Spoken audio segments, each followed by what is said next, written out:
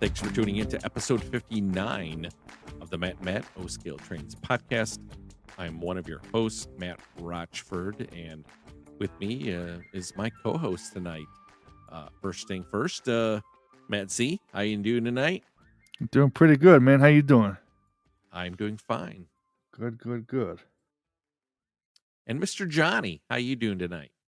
Doing all right. Getting over the flu, but hey, at least lets me stay home and work and train, so I can't complain. Yep. I do want to say something before we get started. Matt Z, New York subways suck. And Johnny, Southern Pacific Railroad is the worst railroad ever. How does that make you guys feel? I'd like to make an announcement. No, I'm just kidding. We're gonna have to. All right, new episode. Start over again. Start new reel. Well, start it over. Well, Take Matt. That reminds me, I have an announcement. Actually, we're actually looking for a new host to replace Matt Rochford. If you're interested, please apply at our email address of santafesucks@gmail.com. Before we get going with tonight's episode here, we'll just hit some of our basic maintenance items, and then we'll move on to the show for tonight. So as always, you can listen to us on Apple Podcasts, Google Podcasts, Spotify, Podbean, of course, that's our home base, YouTube, as well as Amazon Music. We also, of course, have the Discord server, which is now beyond 200 members, and it's quite the happening place.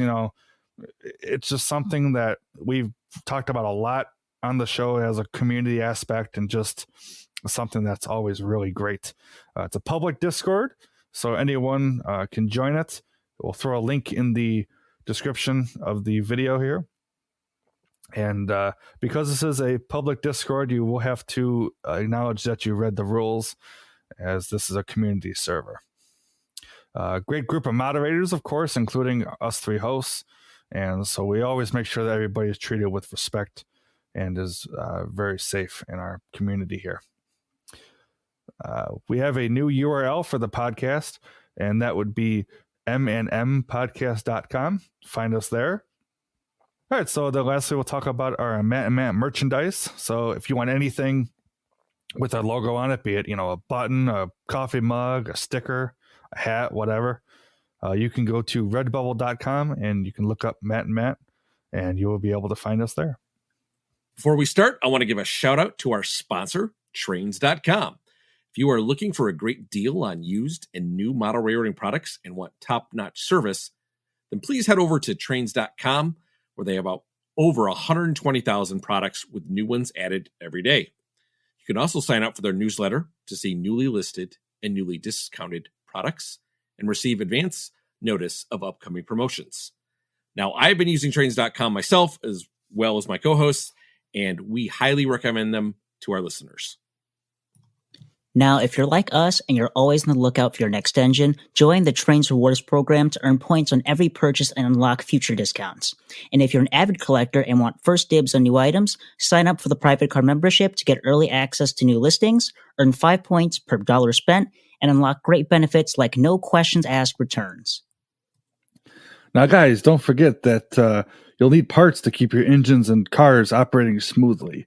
And to do this, Trainz has a collection of 15,000 plus parts available on their website for any item you may need. And also, if you're interested in downsizing your collection or know someone who is unfortunately leaving the hobby, Trainz also buys collections. So head over to sellmytrainz.com to get a quote. And Trainz makes it easy to sell your collection. Now, if you do plan on buying from them, please use our affiliate link, which is www.trainz.com/MMOP.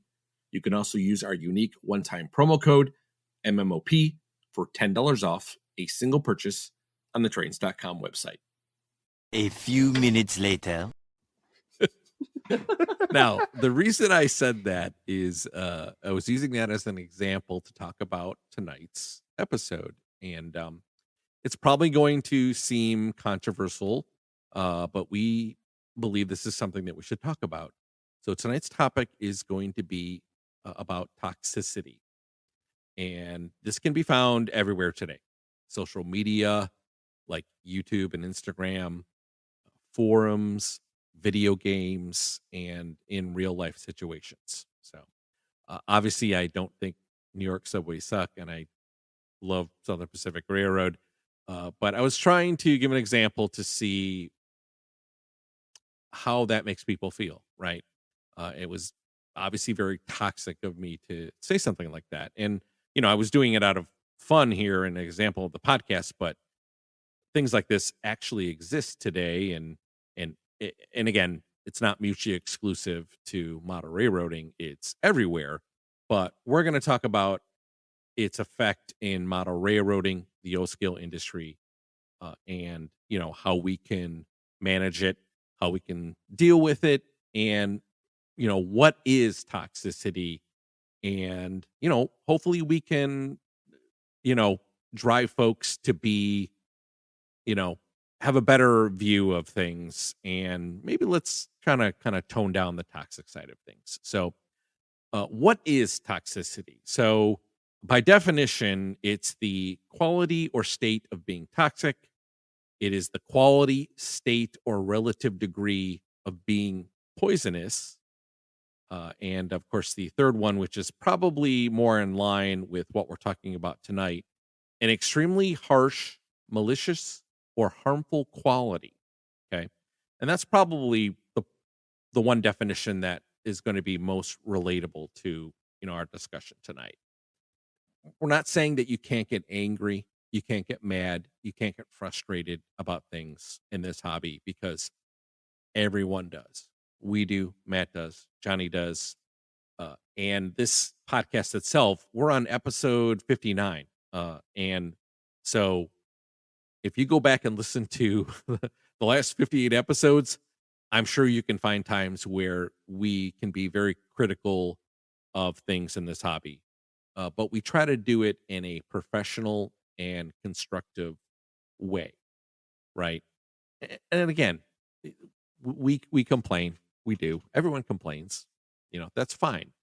But doing it in a way that you want to get people's attention, but you want to get those people thinking about the issues that you bring up, instead of saying, well, he's just mad, or she's just mad, obviously. One of the people that I'm watching that reminded me kind of what you're pointing out, Matt, of the kind of constructive way of handling a negative situation like that, or a way to convey yourself really well, was actually part of our Discord community, Gizmo Trainz.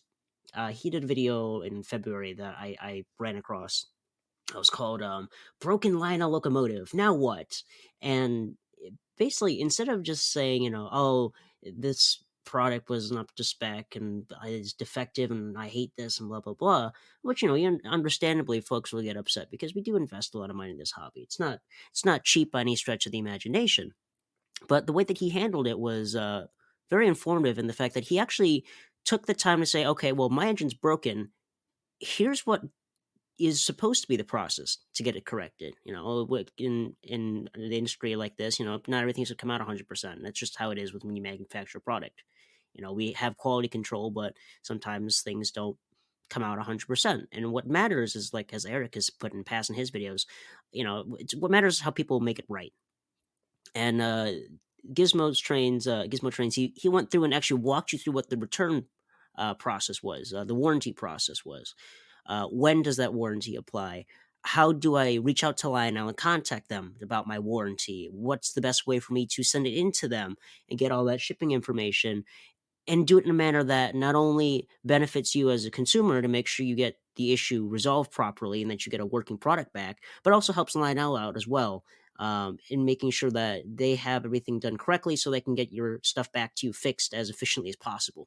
I really liked this video. That one really stood out to me when I watched it. It was a refreshing change of pace to see that, rather than just someone making a video and just being frustrated. Which, like I said, I understand if you're frustrated. We spend a lot of money on these trains, and when you wait, a year or a year and a half to get them, and they're not 100%, you get frustrated. But hey, it's about what happens to make not only during the product's arrival, but also there's a phase of making sure that whoever made the product backs up the product, and making sure that it's going to be something that you're satisfied with one way or another.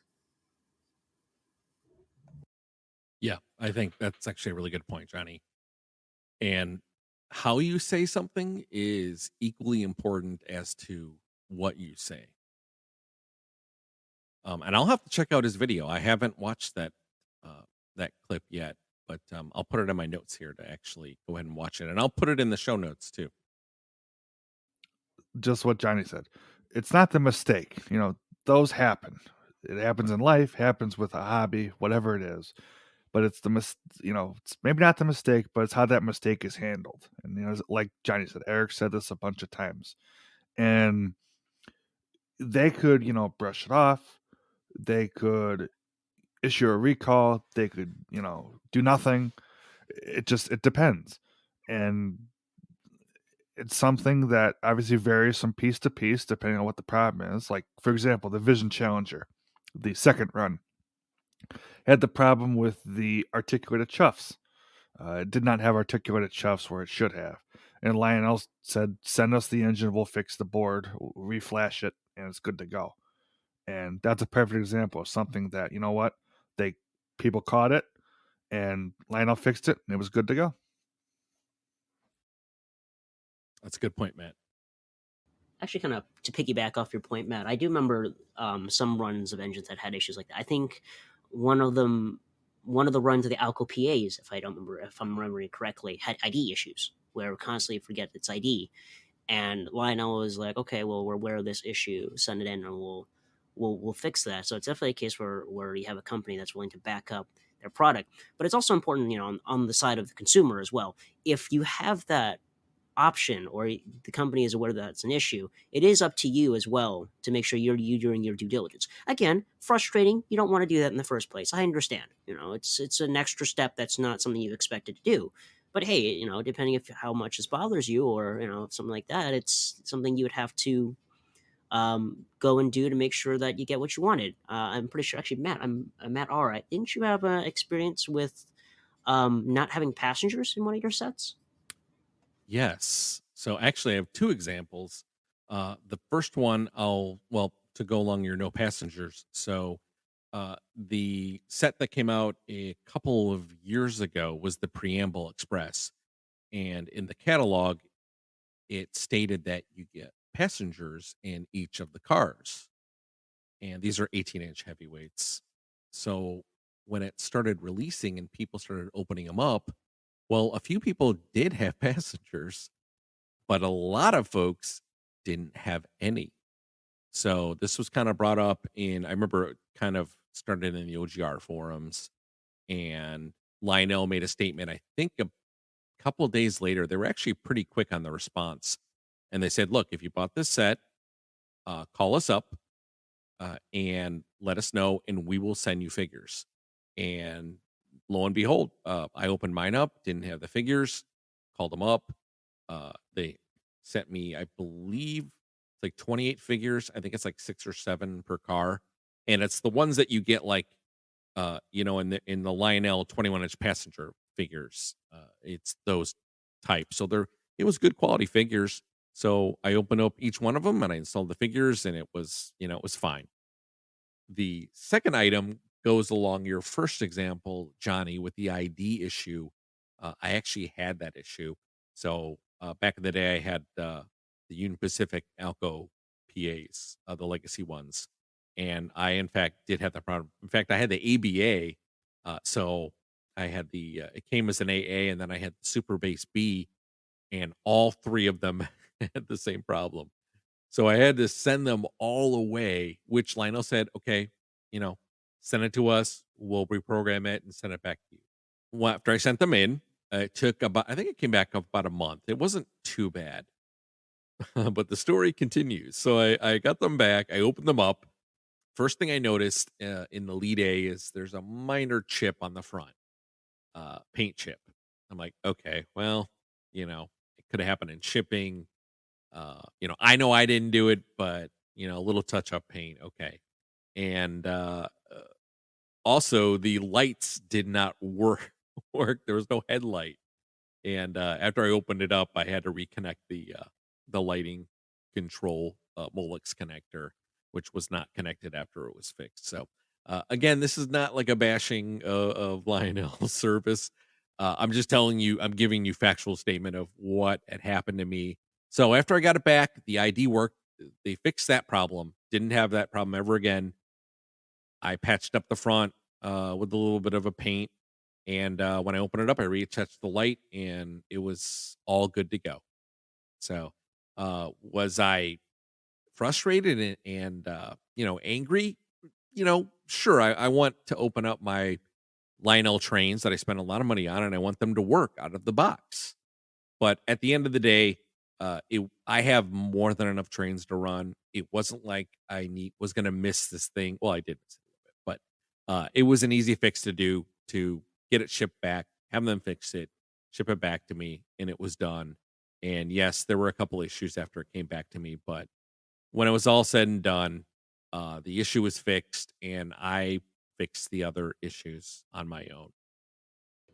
That's a really good point, though, Matt. That you shared that experience. Um, I think something else that needs to be kept in mind too is that if, for example, if it is a warranty thing and something that Lionel is aware of, and that they, or something that is not your fault, correct me if I'm wrong. Don't they give you an RA number, or they pay for the return shipping? They did. I didn't have to pay for anything. I think that's really important to remember, because I understand it from the perspective, if you aren't aware of that, like, I spent this money buying this train and it's busted on my doorstep and I got to pay extra money to ship it too. Like, it's crazy. If I wasn't just trying to get that too, but no, Lionel does pay for the return shipping. So quite literally, as long as everything goes smoothly, it's a case of just the only thing you're really sacrificing is time and a little bit of frustration, obviously. But if you're not paying an extra cent out of your own pocket and it's getting resolved, I mean, I think it's a pretty good deal. Again, you don't want to be without your train. I don't like shipping things out if I can help it when it comes to stuff. But hey, it results in your trains being fixed, so got to something to keep in mind. Yeah, I don't want to get too far off our path here, but that's a good example where Lionel could probably mitigate a lot of these problems if they allowed the Bluetooth app to be able to like reprogram things or download new sound files. You know what I mean? So if this was let's give an example. If this was an MTH issue, I bet you, in fact, MTH had this issue. If correct me if I'm wrong, but there was an issue a year ago or 2 years ago with one of their Rail King engines when the smoke unit was overheating, and the fix was not to send it in. The fix was, here, install this new sound file, and it resolves the issue. And you didn't even have to send it in. You just, I mean, yes, of course, some people don't have access to this. Some people might think the process is a little complicated. It can be, getting the MTH loader installed and getting the USB working, and you have to make sure you have a TIU that can connect to your PC correctly. So there are some requirements needed before you can get it started. But you can take it down to your MTH shop too. They'll do it for free. Like a lot of shops were like, hey, bring it back to me. I'll go ahead and reprogram it. You'll be good to go. But I think that's a good example where Lionel can mitigate a lot of this stuff if they would allow us to, do some pseudo repairs from home without sending it in. Again, I don't want to get too far off the path here because we're talking about something else, but I thought I would just bring that up because was kind of what we were talking about. No, that's a good idea. And like with MTH, yeah, that was a chain file issue with the RS3s. Had a big code smoke unit for a small code smoke unit. Big code chain file for a small code smoke unit. It couldn't work. So yeah, you just threw the new chain file and it was good to go. Well, heck, Matt, you had that issue with one of the CTA subways. You had a sound file problem, and you just reflashed it. It was good to go. I did. I've had a couple MTH engines come in where either part of the PFA was garbled or some kind of sound issue, and download the sound file, run the reprogram, and issue resolved. Easy fix. Yep. And going back, kind of our thing with criticisms and stuff. I think this is one that's been heavily talked about in the forums and stuff. And Lano is working on this one. Is the paint, colors being too bright, too dark. They are working on that sort of thing. The guy that was supposed to be in China doing those QC checks and stuff, he couldn't go, obviously, because of the pandemic. But I believe he is back in there now, or going to be soon. So those issues will be fixed. Ryan said on our show with him about the Pennsylvania green, talking about the L1s and the decapods and stuff, that those are all going to be looked at and corrected, so they will all be the correct color when they show up, and that issue should be squared away. And you and I, Matt, are not innocent from being vocal about the paint issues that Lionel's been having over the last few years, because it definitely comes up in a good number of episodes. Nah, what are you talking about? We never talked about that before. Never. No, never. Never, ever. Well, you know what? What can you do? Okay. People, this whole thing, people complain right, left, the other way. It's right, it's wrong, it's whatever. Okay. I have a Fleet of Modernism RPO. The thing is pink. I mean, it's supposedly right. Everything else I've seen is, brown or Tuscan or some flavor of that. I don't know where they got this color from. I said, there's people saying it's right, people saying it's wrong. I like it, but it is very light. Another one is in between runs, the Norfolk Southern OCS passenger cars, with the ones with the Class A, the J's, the J-style Class A that they came out with, and the OCS cars. Every one of those is a different color of whatever color you want to call the NS cars. It's a different color, different shade of that color. Some are pink, some are brown, some are red, some are you name it. And that just differences between runs, nothing you can really do. But it would be nice to have a set that was correct. And unfortunately, I guess we'll have to wait till the next run and they re-release the whole deal. But what can you do? No different than the No Fucking Western. I believe it was the B60 that Nick bought, and night and day the difference between some of the paint. But what can you do? Yeah, the thing about color, though, so color is inherently subjective, right? So it's based on our own perceptions. And each one of us can perceive color differently. Like, I don't want to make this a whole episode about color, but I understand that there's very much right and very much wrong. But to your question about, or what you had stated about folks saying, well, no, it's right, and some folks said it was wrong. Well, they're probably both right and they're probably both wrong, right? Because again, color is subjective to our own perception of what it is. I'm technically actually colorblind with red and green mostly, and it's not like and yes, I can drive fine and I can see stoplights red and green, so it's not at that level. But there are certain shades of red and certain shades of green that tend to look very close to me. So I'm not the best person to give any color criticism on things. But just so everyone knows, that's the kind of thing that kind of comes up, and it's like, well, you might see one color, but somebody else might see something different. Now, if it's supposed to be blue and it's yellow, well, that's another case altogether. But when you're talking about shades, things can be a lot closer than you think. She brings up a story that we were talking about the other day.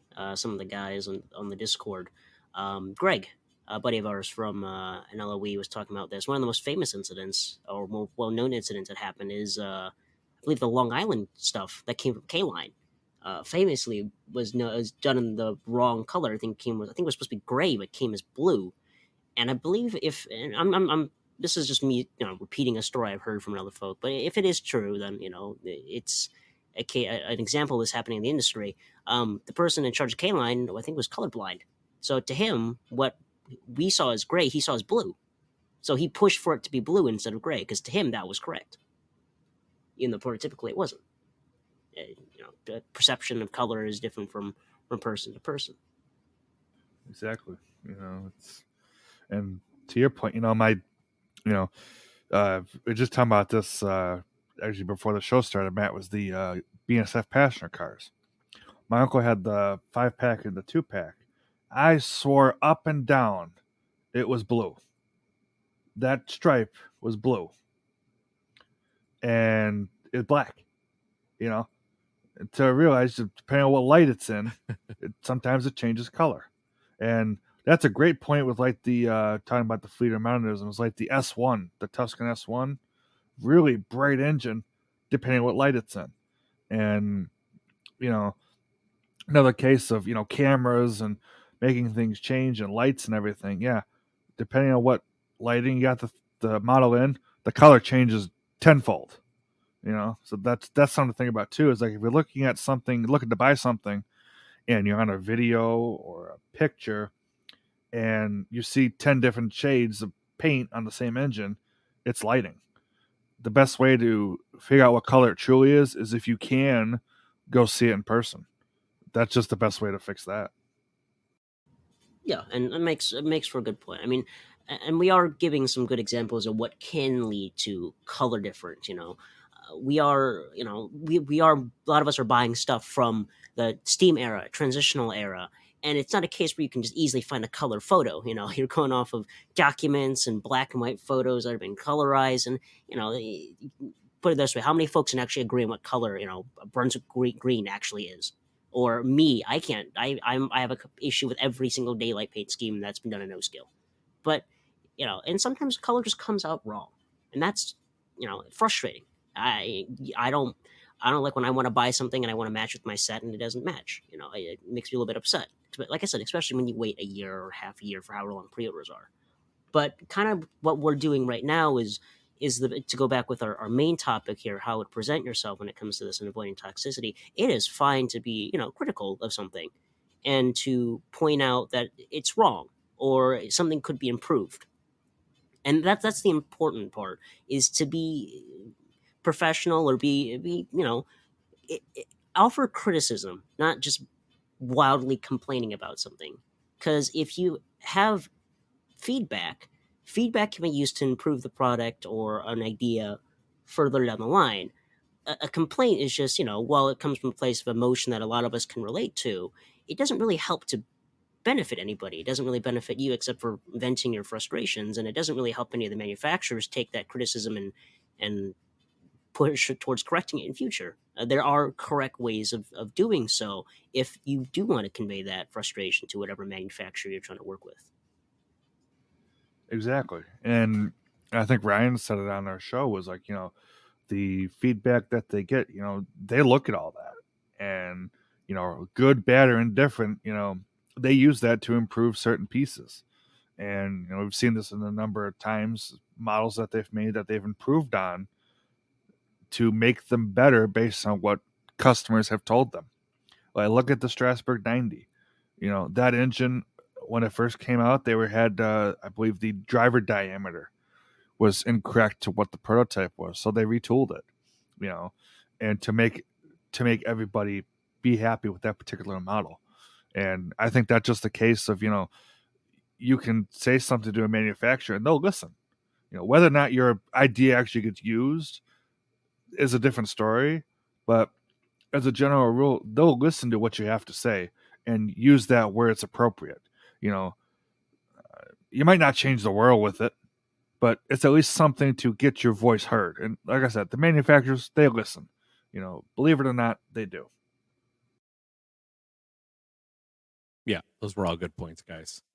Yeah, I mean, getting back on our main topic again, and we were just using color as kind of a platform to talk about, hey, we're frustrated about these things, but guess what?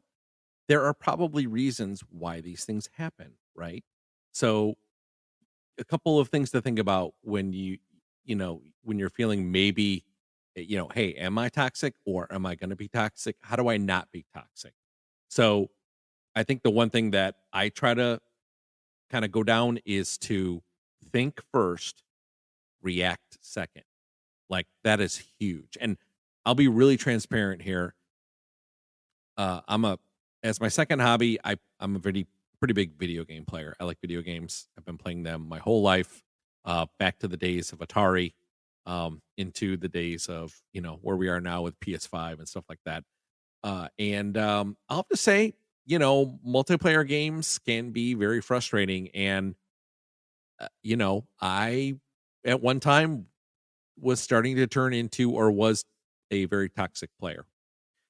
And I kind of realized I was really going down a wrong path, because I was kind of dealing with people that I didn't know. I don't know their story, I don't know who they were. And I kind of finally caught up to myself and I'm like, this is not right. Like it's not healthy for you to be that way. It's really not. You're only like digging yourself a hole you know, when you're trying to kind of get your anger out and doing it in a very toxic way. It is not good for anybody. Nobody wins when that happens. So, a couple of things that I try to do is, be a good listener, right? Try to listen well. Be empathetic, try to be compassionate. Uh, be aware of yourself, right? And your behavior. Uh, and, it's okay to reach out for help too, right? Again, we're not telling you that you can't be angry or you can't be frustrated. Like that is not what we're talking about in this show. You are very well in your means to, if you order a product, whether it be anything, like I'm not talking about trains, like if you order a product or a service and it's not up to your standards, you know, everyone has emotions and we're all going to use those emotions, like like we've always done through our whole life. But there's a point where you're going to do your reaction, or maybe you're going to talk to others about it, or maybe you're going to talk directly to the company, like Johnny said. And that's where you kind of have to pull back and say, okay, I'm really frustrated right now. I'm not in the right set of mind. Uh, you know, maybe I shouldn't react right now. Maybe I should take a couple hours. Maybe I should take a day to think about it. And that's really good advice. And I've been given that advice before. And again, like think first, react second. When you give feedback, people are more responsive to those that give factual, respectful, constructive feedback than being toxic about it. Because I'll be honest with you, when you go down the toxic path and that's how you relay your information, no one's ever going to take you serious. Not in the model railroading world and not in the world of corporate America either. So no one is going to put up with that. So do yourself a favor and, if you feel like you're going down that path, stop and think about how you could be a better person and how you can handle situations like that in a more professional way. Yeah, that's a really good point, Matt. And in the age of technology and social media, it's really easy to vent your frustrations, and you're just entitled to you're to vent your opinions about something. But and I know there's times where I've gone on angry tangents and angry rants, whether it be online or on calls or what have you, or in person as well.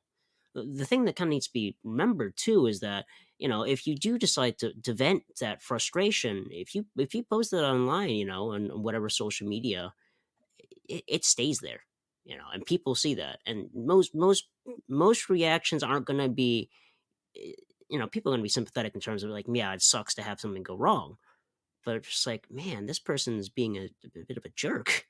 And people talk like, have you seen this jerk talk about this and this and this, and you don't want to come off that way. um so if you have to vent something, make sure, if you do need to, make sure people are aware, and I'll give a heads up that something didn't come out great or something like that. Do it in a manner that conveys your point, but also is constructive. Hey, I got this, and like for example, if something came in wrong, like oh the motors on this have issues or whatever, there's folks in our own Discord that are like, hey, I got this thing, my thing does this. Does anybody else have this problem? And you kind of become more aware of it, and everyone talks with each other, and like, okay, this is something I got to be aware of. You set your expectations correctly, and people tend to help each other out on how to get it resolved, rather than an angry post saying, I bought this and this sucks and this company sucks and blah blah blah blah blah. It's just, 100% with you. It's frustrating, but it doesn't make me more sympathetic towards your cause. It just kind of makes me a little bit more weary that you're just angry and doesn't really do much aside from that. And you have some like-minded people who agree with you, but for the long term, it doesn't really get you anywhere. No. Yelling and screaming, like we said at the top of the show, yelling and screaming and being a jerk doesn't get you anywhere. It doesn't get you anywhere in life, in a situation like this. No, it doesn't. And there's no two ways about that. And that's honestly the long and short of it. You got to do it right. You got to be respectful and be nice about it, but still be firm, definitely do that. But just don't yell and scream and, F this, F that, because that gets you nowhere. Yeah. And kind of piggyback off of that too. It's and we're not trying to defend or protect any specific manufacturer or anything, or it's just a case where in any community, if toxicity and this isn't supposed to be like how to be a better person class with the Matt podcast, it's a case where we want to make sure we foster a healthy discussion in our community to make sure in model railroading and be able to promote our hobby as much as possible. I know it's easy to get lost in the whole complaining about stuff thing. We're guilty of it. We do it sometimes, or often. It's just natural. But we have to remember that we do have to have a conversation how to improve things in this hobby too, to also help foster growth, help foster longevity in our hobby. And to someone who is new to the hobby and they just see nothing but complaints, it's discouraging. And why would you want to stay in a hobby that does that when apparently everything that comes in is wrong and that we shouldn't buy anything? And that's not the purpose of this hobby. Its purpose is to enjoy things, to de-stress, to build a world of your own where you don't have to worry about the stresses of normal day-to-day life. There's no need to bring that into the hobby that's supposed to get you out of it, out of the stressful situations, that is. The model railroad hobby as a whole is to unwind and de-stress and just have some fun. It's not meant to be a job, a chore, any of that. It's meant to just have fun. And you know what? If it doesn't bring you fun, then maybe this isn't the hobby for you. I mean, I think that's just the long and short of that. Daily affirmations with the Matt and Mad podcast. I'm good enough. I'm smart enough. And gosh darn it, people like me. Okay, I gotta get that mixer now. Anyway, now you guys brought up some good points though. And again, yeah, Johnny's right. Like this isn't like we're not turning this podcast episode into like be a better person. We're just saying we're giving you our experiences. What we've been collecting model railroading for a long time. We run a podcast. We have a Discord, which that's another animal. But I think we do a good job at running our Discord. And again, we run our Discord like we run our podcast here. Like we don't put up with BS, and we do not deal with toxicity at all. And if you're going to exist on our Discord, that needs to be left outside the door before you come in, for sure. For sure. And yep. We're not here to gatekeep or to only say positive things. We want to have a discussion, not a complaint session. Simple as that. And just like we've been saying, you gotta be respectful. These Discord groups and all these Facebook pages and stuff like that, it's a discussion. That's what it's meant to be. Yeah, people get hot and heavy and whatever, sure. But as a general rule, you got to be respectful of other people's opinions and not just bash them for everything they got. You know what I mean? hell, us three, we have disagreements all the time about, oh, what's good, what's not good, what do we like, what don't we like, and all that sort of thing. And that's just it. We all can get along and, at the end of the day, be like, oh, you know what? We all got our own opinions. And that's just what you got to do. It's not a matter of, you know, oh, everybody's a jerk and, you can't have that opinion and whatever else. Yeah, you can. Sure you can. And, that's why, not everything, like, for example, in a catalog, not everything they make in a catalog is for everybody. They got to please everybody. And that's why you got things that people buy, people don't buy. And that's just it. There's something for everybody. And the Discords and the groups and everything, that's what it's for. It's for something for everybody. Yeah, that's a fantastic point, Matt. We want you to come in and have important discussions in the Matt Discord server. We have discussions every day. We argue every day in the Matt Discord. We have people like, well, I like this railroad. Well, I like this railroad. Well, I don't like that paint scheme. Well, I like this paint scheme. But everyone's really cool about it, and everybody respects everybody else's opinion. That's the most important thing. Respect other people's space. Respect other people's thoughts as well. Like, don't jump on people, even though they like New York subways. That's okay. And Southern Pacific and Santa Fe and everything else. Yeah, you can take jabs at people, like as a joke, as long as it's within the joking realm. Like, people know that you're taking a jab at someone just for the sake of a joke, and you don't take it too far. And we're not gonna change the world and tell them, and we're not trying to, like, how to come off when you're making a point. People, some folks, is just their way of venting is just going to be angry, or by just just going off on whatever thing is bothering them that day, and that's that is what it is. It's just we're just trying to put out some tips on how to make sure that if you are conveying your frustrations or you want to convey a point, the best way to do it so people actually listen and take it seriously, because in the end, we all want to be heard. That's all it really is. Exactly. That's a great point. Yeah, and we do want to have fun. We want to tease each other. We have fun. We poke fun at people.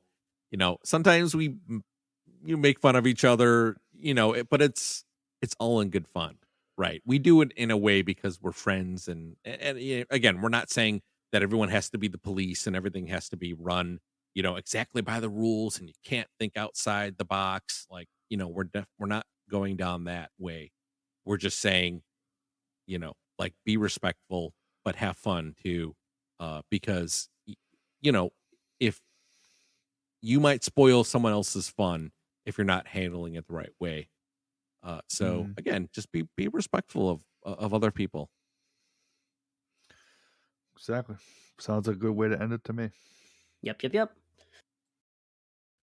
All right, gentlemen. Well, yeah, we're at the 40 something mark here. I think this was a very healthy discussion, and I think it's something that we definitely wanted to say. There was no. I want to make sure that people know there was nothing triggered in the industry, or there was nothing that, like, said, "Oh, we got to talk about this. Something happened." Like, this wasn't a response to anything. We're 59 episodes in, so this has been going on for more than 59 episodes. But we kind of wanted to do a topic for us three to talk about, and this is one of the ones that came up, and we just kind of thought it was really something to talk about, and we want others to talk about this too. So again, please, after you listen to this episode, pop into the Discord or pop on Facebook or wherever you can, chat with the Matt team, and let us know your thoughts about toxic situations, how you handle them, how you get into a good mental state when it comes to being frustrated. Like, we want to know those things. I think this was a lot of fun, and something that definitely it's just a matter of getting around to it, and we got to this topic, and like Matt said, nothing happened that we chose now to do this particular topic. Hell, we could have done this as episode 1 if we really wanted to. I mean, it just so happened to be that this was the time we chose to have this particular conversation tonight. And, it's something that, not everybody likes to talk about, but it's a matter of voicing your opinion and knowing that it's heard. For better or worse, it's heard. And, say what you want, just do it in a way that's not going to, pee off too many people, I guess. And just have a good time. At the end of the day, just have a fun time with, the Discords or Facebook groups or whatever. Just this whole thing is to have fun. Yep, 100%. It's a case where the hobby is meant to de-stress you. Don't stress yourself out. It defeats the purpose of the hobby, and this is a hobby where we all have to tinker with stuff at some point or another. So it's just something we need to work through and make sure we're a healthy community. We need to foster growth. We need to welcome more folks in, and by being constructive folks, and calling criticism when we need to call criticism, but being professional or being kind about it allows for things to change for the better. Just being angry and frustrated, while we all do it, there's a time and a place, and carry yourself as the best you can be. But hey, this is about Trainz and O-scale Trainz, not not a cassette tape and how to be the best you, because you don't need us to tell you that. But good episode, and we're really glad that hope that you guys stuck around and listened to us and enjoyed it. But do we? Do we? That's the question. Do we? Because I have a blank cassette tape. I heard you pre-ordered record players when they came out, Matt. No, I'm not quite that old. Maybe Rochford, but not me. I bought 45s when I was 45s. back in high school. Yeah, you could go down to the local Ben Franklin, and they had 45s, which was double sided. So you usually got the going hit for whatever musician had it, and then there was a B side which had another one of their hits or some off music. But I think if I remember right, they were about $3, between $3 and $4, and I had some 45s. Jeez, these guys pre-ordered Shakespeare when it came out. Oh my gosh! No, let's go with that. Yeah, I pre-ordered the wheel. I was waiting for the wheel to get invented. You had the square before. I had this. I was using the square. All my trains had squares. So, but well said, gentlemen. Thank you. And of course, before we end here, I do want to give a big thank out to all of the listeners of the Matt Rod podcast. That's you right now. Yes. Look in the mirror. Look in your car view mirror. Well, you're driving. Don't look in the mirror right now, but do it when you get home. But thank you for tuning into us, for downloading our episode, for listening to us. We really, really appreciate it. We would not keep doing this if it wasn't for you folks that are listening to us, because we want to keep on doing this as long as we can, because we love doing it. We love talking about model railroading. We love talking with folks in the Discord, and we just want to enjoy model railroading and make new friends. With that said, Johnny, where can people find you on social media? You can find me on YouTube at Audamus. That's AUDAMUS. I'm actually in the process of working on a couple videos.